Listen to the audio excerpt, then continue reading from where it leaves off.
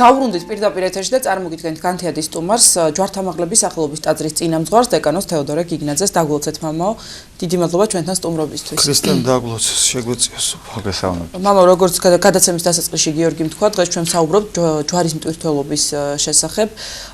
იმის შესახებ თუ რას ნიშნავს ჯვარი ქრისტესი. უფალი ბრძანებს უარყავ თავი თვისი, აღიღე ჯვარი შენი და შემომიდე ქმეკ. აი როგორ უნდა გავიგოთ ეს სიტყვები მამაო, რა ჯვარზეა საუბარი და აი როგორ უნდა გვესმოდეს ქრისტეს ჯვარი ზოგადად, მისი გაგება როგორია? შეგვეციოს უფალი. ალბათ ერთ-ერთი ყველაზე ურთულესი თემაა ეს ქრისტიანობაში, რასაც ქრისტეს ჯვარი, ჯვრის მტვირთველობა ქვია. ჯვარი თავად ერთი დიდი საიდუმლოება, რომლის საშუალებითაც თავად ღმერთმა ინება ჩვენი გამოხსნა და ძალიან მჭიდროდ კავშირშია, რა თქმა უნდა, ჯვარი როგორც განკაცებულ ღმერთთან, ისე ადამიანთან და როცა თქვათ ამ საკითხებზე ვსაუბრობთ, ან როცა თქვათ წმინდა წერილში ამ თემებს ვეხებით, ნაკლებად სამწუხაროდ ეს შეიძლება მე ვცდები, მაგრამ ესეთი განცდა მაქვს, რომ ჩვენს პასუხისგებლობას ნაკლებად ვგრძნობთ ხოლმე, რომ როცა საუბარია ეს სიტყვებზე, რაც ელისაბედ შენ თქვი, რომ მომასაუნებს შემოდგომა ჩემ და უარყავ თავი თვისი, აღიღენ ჯვარი თვისი და შემომიდექინმე, ნაკლებად განუკუთვნებთ ხოლმე ამას საკუთარ თავს, იმიტომ რომ ქვეცნობიერი, ჩვენი ქვეცნობიერი, როგორი ქვეცნობიერი, ალბათ ჩვენი ბიოლოგიური პირუტყული ქვეცნობიერი მუშაობს, რომელსაც არ სურს, რომ ეს ეთკინოს, არ სურს ჯვარი აიღოს და ასე შემდეგ. თუმცა უნდა ითქვას, რომ ადამიანი როგორც კი იბადება, ის უკვე ჯვრის მტვირთველია, მას სხვანაირად არ შეუძლია, იმიტომ რომ ის არის ადამიანი. ადამიანობა უკვე ჯვრის მტვირთველობას ნიშნავს. და სხვა საკითხია, რამდენად შეძლებ, რომ ეს ჯვარი, რომელიც შენ ადამიანობასთან ერთად გეძლევა, გადააქციო ქრისტეს ჯვრად. როგორც ამას წმინდა ეგნატე ბრიანჩენოვი ამბობს, შეიძლება გადააქციო ქრისტეს ჯვრად და შეიძლება არა. რაც შეეხება თვითონ რატომ არის, რომ თქვათ ადამიანობა უკვე თავისთავად ჯვარს ნიშნავს. აქ ძალიან ბევრი რამ შეიძლება მაგალითი მოყვანილი იქნას, თუ რატომ არის ესე დაიხსნას. უბრალოდ გამახსენდა ბლეს პასკალის ეს საოცარი სიტყვები, რომელიც ესე გამოითქმის, ადამიანი გრძნობს თავის უბადრუკობას, ხე თავის უბადრუკობას არ გრძნობს. ადამიანი გრძნობს თავის უბადრუკობას და მისი სიდიადეც ესაა სწორედ. აი ეს ანტონომია განცდა საკუთარი უბადრუკობისა, რომელიც ამავე დროს სიდიადეა, აი ეს ანტინომია, ეს ერთგვარი ეს არის ერთ-ერთი მნიშვნელოვანი, რაც ჯვარს ადამიანის ჯვრის მტვირთველობას უკავშირდება. ადამიანი ისეა შექმნილი და ისეთ მდგომარეობაში იმყოფება, რომ ბუნებრივია, რომ მას ეს ჯვარი აქვს. ბუნებრივია ამ მდგომარეობისათვის. კერძოდ რას გულისხმობ? ადამიანი არის არსება, რომელიც ღმერთს დაცილდა. ჩვენ ეს ვიცით მეტნაკლებად. ადამიანი ღმერთს დაცილებული არსებაა. ადამიანი ამავე დროს არის არაფრისაგან შექმნილი, მაგრამ უსასრულო განვითარების შესაძლებლობის მქონე, რაც ცხოველს არ აქვს, მაგალითად, ხო?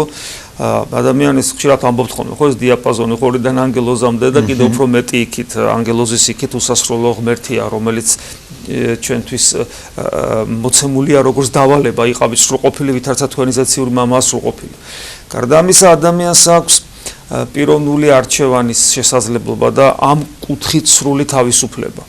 მაგრამ ამავე დროს ადამიანის ეს ბუნებითი მდგომარეობა, რომელიც ამ უზარმაზარ დიაპაზონს შეიცავს, ეს დიაპაზონი ნიშნავს იმას, რომ ის დაცემულია ჩვენ ღორი ვახსენეთ პირუტყვი, იმისით კიდე დემონური სამყაროა, ანუ ყველაფრის შესაძლებლობა აქვს ადამიანს და აი ეს პიროვნული თავისუფლება, აბსოლუტური თავისუფლება ადამიანისა და ბუნებითი დაზიანებული ბუნება არის კიდევ ერთ-ერთი მიზეზი ადამიანის ჯვრის მტვირთველობისა, იმიტომ რომ მათ შორის არის ყოველთვის კონფლიქტი. არა მარტო ცოდვილ ადამიანებში შეიძლება ეს კონფლიქტი ნაკლებადაც იყოს. აი მაგალითად პავლე მოციქული ამბობს, რომ მე მინდა ღვთაებრივი მზეციერი და მინდა, მაგრამ ვაკეთებ მიწიერს და ვინ მიხსნის აქედან და უფალს შეღაღადებს. ანუ მე პიროვნულად თუ გადაწყვეტილებას ვიღებ, რომ ქრისტეს უერთგულო ღვთაებრივი მინდოდეს, ამ დროს მე წინააღმდეგობას მიწევს საკუთარი დაცემული ბუნება, რომელიც ყოველთვის ცუდისკენ არის მიდრეკილი და ეს ბადებს ჩემში აი ამ პრობლემას, აი ამ წინააღმდეგობას, ჭიდილს, ძალიან მძიმე და ძალიან სერიოზულ ჭიდილს, რომლისაგან გამოსავალი ძალიან ხშირად ადამიანს არ აქვს. ადამიანს ეს დაცემული ბუნება, რომელიც ჩვენ მიგვიზიდავს ცუდისკენ, ეს არ არის რაღაც პასიური. ადამიანი რადგან დინამიური არსება, იგი სულ მოძრაობს. რადგან ბუნება მიდრეკილია ცუდისკენ, იმიტომ რომ დაცემულია, იგი ეწინააღმდეგება ჩემს პიროვნულ არჩევანს. თუ ეს არჩევანი გაკეთებული მაქვს, თუ არა მაქვს, მაშინ დინების მიმართულებით მივცულა როგორც მკვდარი თევზი. ხოლო თუ არჩევანი გაკეთებული მაქვს და ვეწინააღმდეგები დინებას, რომელიც ამას სოფლის სულია, ხო, რომ შემში შემოსული, ხო, როგორც იოანე მოციქული ამბობს, რომ რა არის ამ სოფელში, რა კანონი, რა ვნებები ბატონობს, ეს არის გულისხმაი ხორცთაი, გულისხმაი თვალთაი და სილაღე ამას სოფლისაი, მაგრამ იქვე გვეუბნება იოანე, რომ ეს სოფელიც წარხდება, ანუ გადაივლის, ხო, და მისი გულისხმებით და ჩვენ თუ ამ სოფლის გულისხმებით ვიცხოვრებთ, მაშინ რაღაც დაგვრჩება თავისთავად ცხადია. გარდა და აი ეს ყველაფერი ეს ვნებები, რომელიც ჩვენში არის, ხო, რომელიც მიდრეკილს ხვდის აი ამ ცუდისკენ, ხო? ჩვენ მასთან წინააღმდეგობა არ არის ადვილი, იმიტომ რომ მე ბუნებითად ვარ ესეთი, რომელიც აი ამ სამნებაში გამოიხატება. მაგრამ იგივე იოანე მოციქული მეუბნება, რომ თუ მე მინდა ღმერთში ცხოვრება, ქრისტესთან, ქრისტეში ცხოვრება, მაშინ მე ესე უნდა ვიდოდე, როგორც თავად ქრისტე ვიდოდა. ანუ მე მისი ცხოვრებით უნდა ვიცხოვრო, მისი თვალებით უნდა უყურო ამ სამყაროს. მოვიდა ადამიანად, იმიტომ რომ მე მას მივბაძო, მობაძავ ჩემ დაიქმნით ვითარცა მე ქრისტესა და აი ეს ნახეთ როგორი ანტინომია თან შეხედეთ რა. ესე იგი ერთის ხრივ იოანე მოციქული მეუბნება და წმინდა წერილის სულია ესეთი, ხო, პავლეც მეუბნება და უამრავი თავად უფალი მეუბნება შემომიდექილმე, ხო, რომ მე ქრისტეს მსგავსად უნდა ცხოვრობ. მას უნდა მივბაძო, აი როგორც ის ცხოვრობდა, ისე უნდა ვიცხოვრო. როგორი განცდაც ექნებოდა მას ამა თუ იმ მოვლენაზე, ისეთი განცდა უნდა მქონდეს, როგორც ხედავდა ის სამყაროს და ხედავს, მე ისე უნდა დავინახო, როგორი შეხედულებაც აქვს გარკვეულ მოვლენებზე, ისეთი შეხედულება უნდა მქონდეს.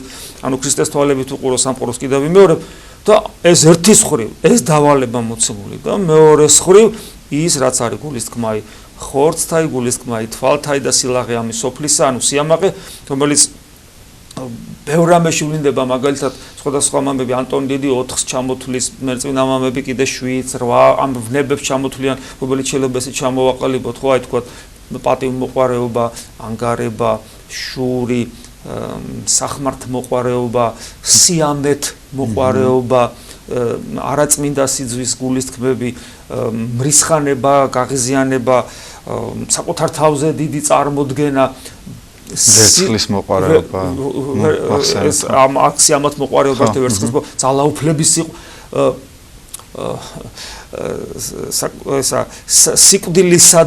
სიკვდილისადმი ბიოლოგიური შიში.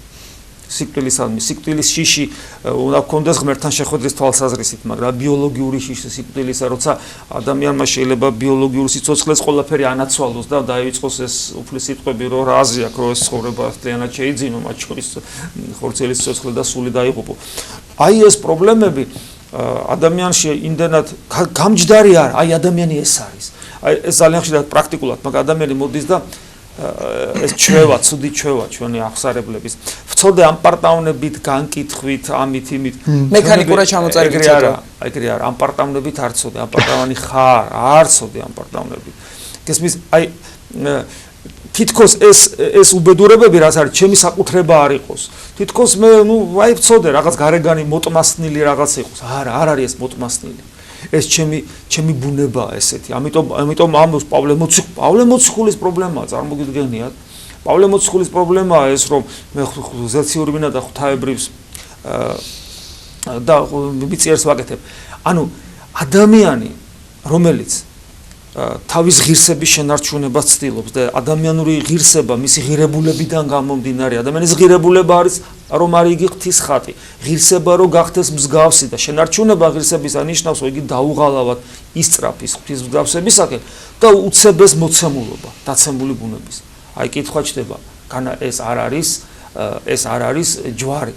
ჯვარი ადამიანური ჯვარი. რომ შენ ღირსება შეინარჩუნო. ჩვენ ხო ვიცით უამრავი მაგალითი, ნუ საკუთარ თავზე რა თქმა უნდა, ეხლა ამას ნაკლებად ხედავთ ხოლმე, მაგრამ საერთოდ მაგალითები ხო ვიცით, როგორ შეიძლება ადამიანური ღირსება დაეცეს. და სწორედ მაგის გამო, რომ იგი უარს ამბობს ჯვრის ტვირთაზე, რომ ეს ჯვარი ისედაც აქვს, მაგრამ უარს ამბობს, რომ ეს ჯვარი ამ ჯვარით ქრისტეს გაყვეს. აი უფალი ამბობს, რომ რომელსა უნებს შემოდგომა ჩემდა უარყავ თავითვისი აღიღენ ჯვარითვის ჩემო მიდექინმე. საკუთარ თავის უარყოფაში იგულისხმება აი ამ დაცემულობის უარყოფა. შემომიდექინმე აღიღე ჯვარი ნიშნავს, რომ აი შეებრძოლო ამ ყველაფერს, ანუ იმიტომ ეს ყველაფერი თან პლუს, რომელიც გაიძულებს და არღვიო ზნეობრივი კანონი, რომელიც არის სიცოცხლის საფუძველი, იმიტომ რომ ეს ნებები რაც ჩამოთვალე, გაიძულებს მუდამ არღვიო იზნეობრივი კანონი, რომელიც შენ მოგეცა როგორც ადამიანს. ხო? ეს ამ ზნეობრივი კანონების დარღვევა კიდე დამატებით განსაცდელებს შობს და ბადებს. მაგრამ ეს განსაცდელები, რომელიც შენზე მოდის, ვინმეს ბრალი კი არ არის, შენი ბრალია. ანუ საკუთარი თავის მაბრალებლობა, რომ აი ჩემი ბრალია, ესეც ჯვრის აღების ქრისტიანულად აღების ერთ-ერთი აუცილებელი პირობაა, რომ ქრისტეს გაყვე ამ შენი ჯვრით და შემდეგ გაყვე უფალს. კლასიკური მაგალითი საერთოდ როგორ უნდა გავყვეთ უფალს და რას ნიშნავს, რომ საკუთარი ჯვარი ქრისტეს ჯვრად გადააქციო, ეს არის ჯვარცმული ავაზაკი. ჩვენ ყველამ ვიცით ეს ისტორია, ხო, მარცხნივ და მარჯვნივ ჯვარცმული ავაზაკი. უდიდესი უმრავლესობა ჩვენ შორის, ხო, მარცხნივ ჯვარცმული ავაზაკივით ვიქცევი, რომელსაც სურს, პირველ რიგში ის არაბრალებს აი ამ ტკივილს, რომელიც აქვს მას გოლგოთაზე, არაბრალებს საკუთარ თავს. ხო, ჩვენ ხედავთ სახარებაში. გამავედოს იგი ცდილობს მისგან გათავისუფლებას. ბუნებრივია, თუ ჩემი ბრალი არ არის, მაშინ გამანთავისუფლეთ აქედან, ეგრე არ არის, ჩემი ბრალი არ არის ეს ჯვარი. ამიტომ გამანთავისუფლეთ და შემდგომში უფალს ცოტა თავხედურად, მაგრამ აინც თხოვს, რომ აბა შენც უშველე, შენ თავს და მეც მიშველე, კაცო მიშველე, ხო უფალი მას ნაკლებად ედარდება, მე ხო მიშველე. და როდესაც ეს არ ხდება, იწყებს ღვთის გმობას. ძალიან ხშირად სამწუხაროდ ჩვენი ჯვრის ტვირთელობა აი ამ მიმართულებით მიდის, რომ ჩვენ არ გვინდა ეს ჯვარი, ჩვენ ყოველთვის არ ვაბრალებთ საკუთარ თავს ჩვენს ტკივილებს და განსაცდელებს, არც დაცემულ ბუნებას, არც დაცემული ბუნების მიხედვით ბუნებიდან გამომდინარე, რომ ჩავდივართ საქმეებს, იქიდან მომდინარე განსაცდელებს და ღმერთს მხოლოდ ერთ რამეს ვთხოვთ. იგივე ეკლესიაში რომ მივიდივართ, იგივე მაზიარებელ ქრისტიანებს ეხება ეს, რომ ეს პრობლემა მომიგვარე, ეს მომიგვარე, ეს მომიგვარე, ეს მომიგვარე, ეს მომიგვარე. მაგრამ გვავიწყდება რომ და ეს დაუსრულებელია, ხო?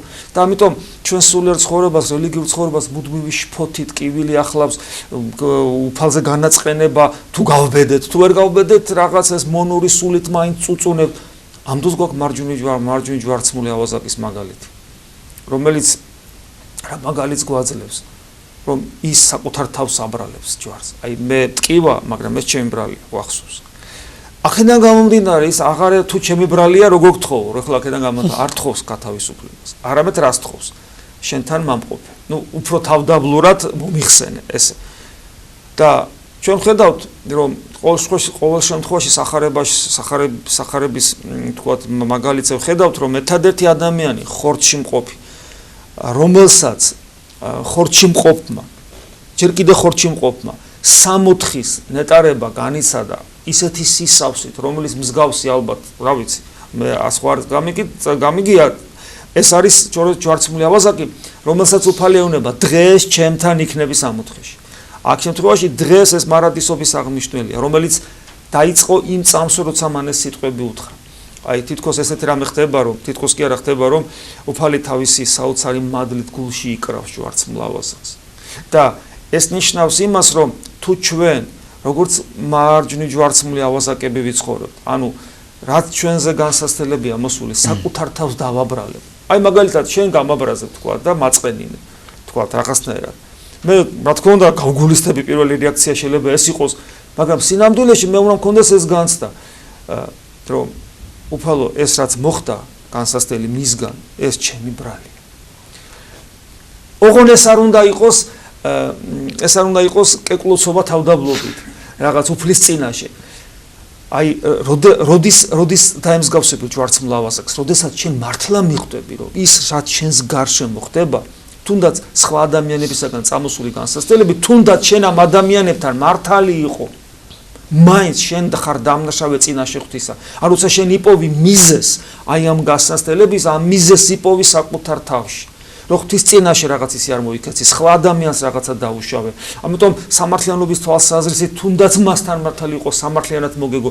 შეიძლება ამ ადამიანთაც ბოლომდე არ ახარ მართალი, იმიტომ რომ შენ არ იყავი ნათელი, იყავი ნათელი ამას უფლი, აბა ყოფილიყავი ნათელი. შენ რა იცი ამ ადამიანში რა ცვლილებები მოხდებოდა? შენ ცხონდებოდი, რომ შენს გარშემო ათასები ცხონდებოდეს. ანუ შენ მართლაც დაინახავ რეალურად საკუთარ ბრალეულობას.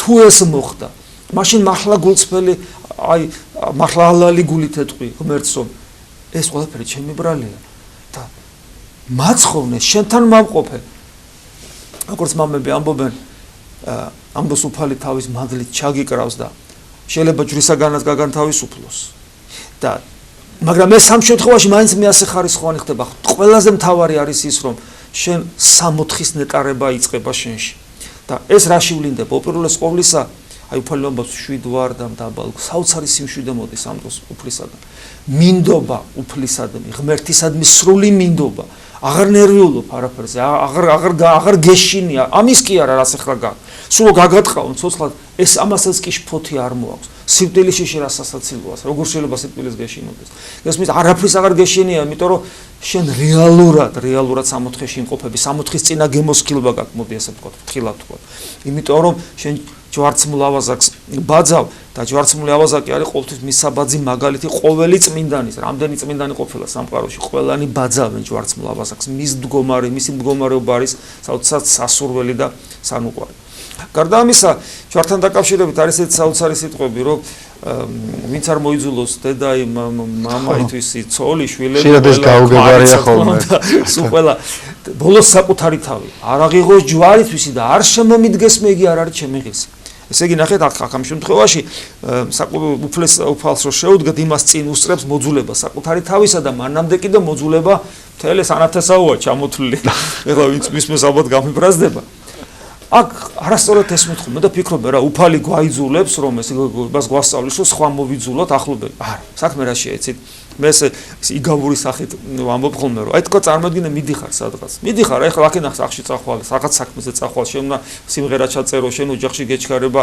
შენ თქვა ზოგი ბიზნესის საქმეზე მიდი ზოგი ბანკში მიდი ზოგი და უცებ ხედავ რომ რაღაც ჩოჩქოლია რა და დაინახე რომ საუბრობს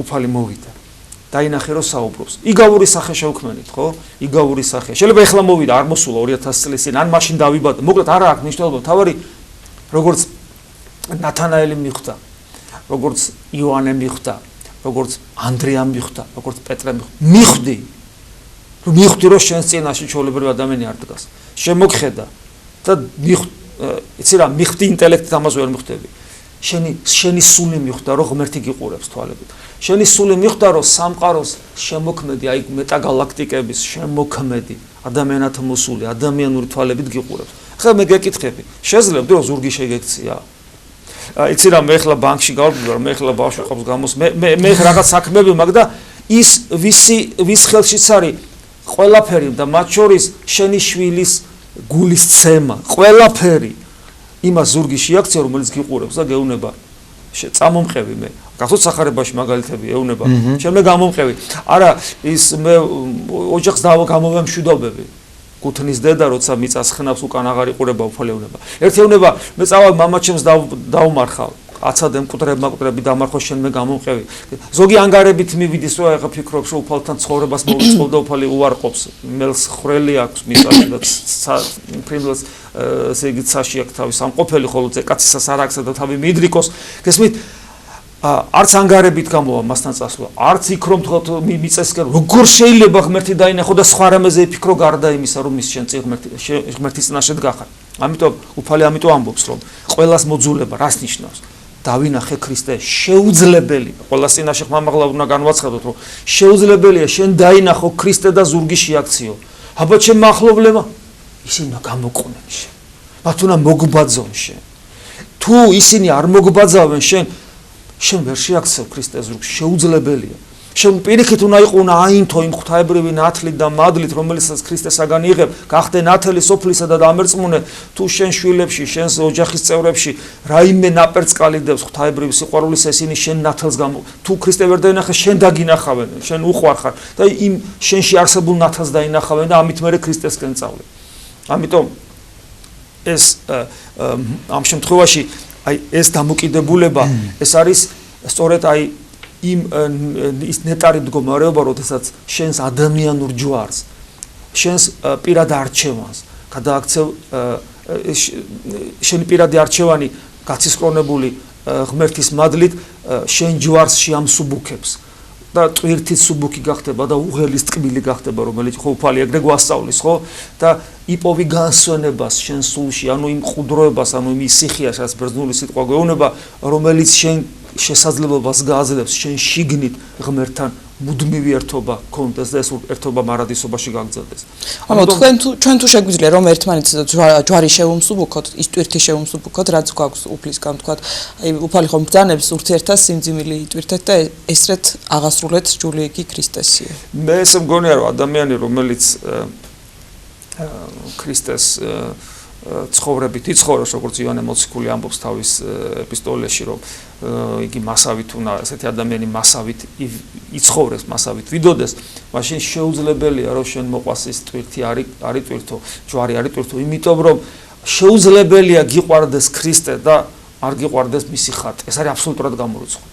ოღონდ ქრისტესადმი სიყვარული, ჯერ ერთი ის არჩევანი რომ შენ ქრისტეს გაყვე.